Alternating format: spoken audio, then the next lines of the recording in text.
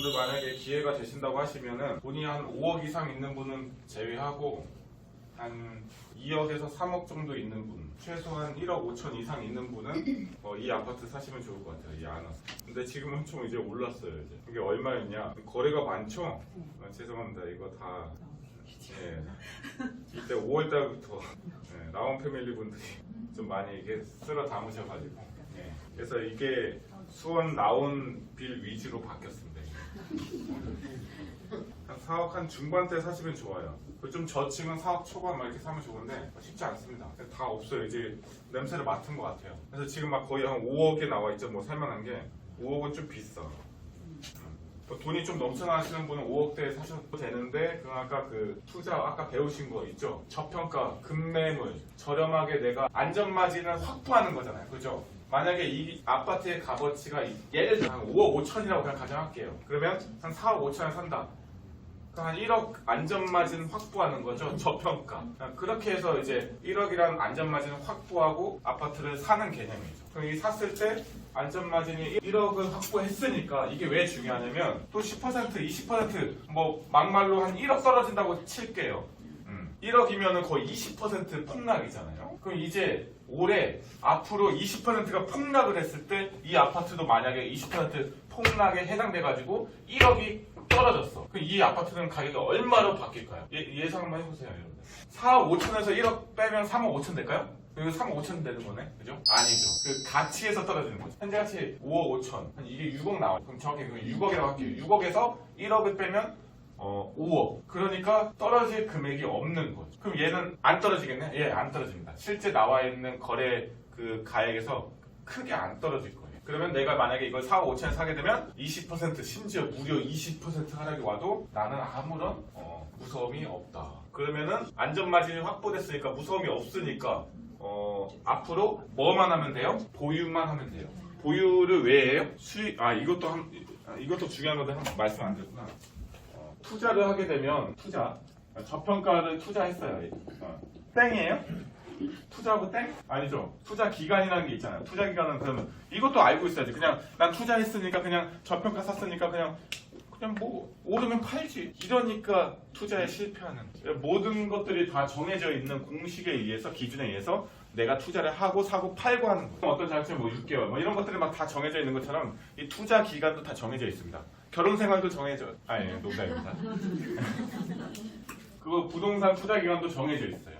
왜 정해져 있을까? 뭘 기반해서 투자 기간을 정할까? 한번 생각을 해보자는 거죠. 왜? 수능 공부 왜 1년으로 정했어요? 좋은 대학교에 가기 위해. 왜 투자 기간을 몇 년으로 정했어요? 수익의 극대화를 위해서. 맞잖아요. 그죠? 투자 기간을 왜 정해요? 부동산. 수익의 극대화를 위해서. 그럼 수익의 극대화를 하려면 몇 년? 몇 년? 난 안다. 몇 년? 2년? 5년 장기. 네. 맞아요. 문자적으로 일단 그냥 하면 중장기. 중장기. 이게 정답이에요. 그러면 이걸 약간 좀 또 정확하지 않잖아. 뭐 중장기는 뭐 약간 좀 뭐 코에 걸면 코걸이니까 몇 년 정확하게 산술적으로 5년 이상 그리고 10년 뭐 전후가 될 수 있고 그러니까 5년 이상 10년 이렇게 보시면 돼요. 2년은 그러면 뭐예요? 이게 단기야 단기. 중기는 5년. 여기 다 답이 있죠. 5년. 장기는 10년. 그래서 중장기로 보유했을 때 수익이 가장 수익을 극대화를 시킬 수 있는 그 기간이 5년에서 10년 중장기 보유했을 때 그 결과에 돈의 값어치 몇 억을 가질 수 있는 부의 그릇이 되는 거예요. 부의 그릇. 그러니까 부동산 투자는 그런 거예요. 왜냐면 그런 분들이 많아요. 사고 나서 한 6개월 뒤에 아파트 값이 안 올라요. 어떻게 하는지 모르겠어요. 또 한 1년 지나니까 아파트 값이 막 1억밖에 안 올랐어요. 아버님 이거 진짜 어떻게 이거 계속 가져가야 되나요? 뭐 10년 보유해봤자 뭐 3억밖에 안 오를 것 같은데 부동산은 정말 수익률이 너무나 별로인 것 같아요. 이런 분들이 굉장히 생각보다 있습니다. 원래 조금씩 올라가는 게 정상이에요. 1년에 1,000만 원. 많아봤자 3,000만 원 정도. 이 정도 오르는 게 정상입니다. 1년에. 그럼 뭐 한 5년 보유했다? 뭐 한 5천만 원만 올라가도 성공이지. 근데 요즘에는 뭐 5개월 만에 뭐 5천만 원 올라가길 바라잖아요. 그죠?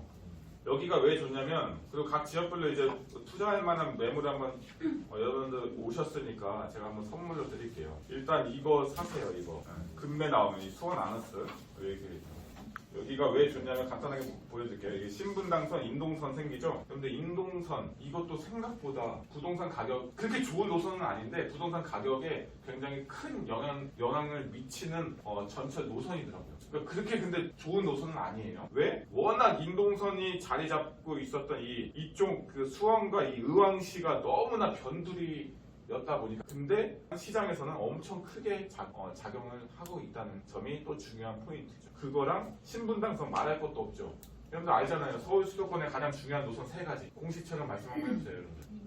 2호선 신분당선 딩동댕. 예. 2호선, 9호선, 신분당선. 2호선은 왜? 서울의 핵심지를 거의 다 관통하고요. 9호선은 왜? 한강 라인과 주요 입지, 일자리까지 다 관통해버리죠. 예. 불변의 법칙 거의 한강 라인. 최고 진짜 완전 9호선. 그 신분당선 왜 그래요? 강남을 뚫고 용산을 뚫잖아요. 나중에 위까지 올라갈 예정지잖아요. 그죠? 그래서 광교가 수지랑 뜬 거잖아요. 옛날에 수지가 완전 그 외지였잖아요. 저기 그 사이드 저 변두리. 근데 수지가 이름처럼 엄청나게 핵심지로 바뀐 이유가 신분당선이 깔렸기 때문에. 딴 거 다 필요 없어요. 여기가 굉장히 저평가돼 있어요. 여러분들 그 가격 분석하는 거 좀 궁금하시죠? 이게 왜 싼지 그냥 원리만 잠깐 다 안 알려드리고 원리만 또 알려드릴게요. 그냥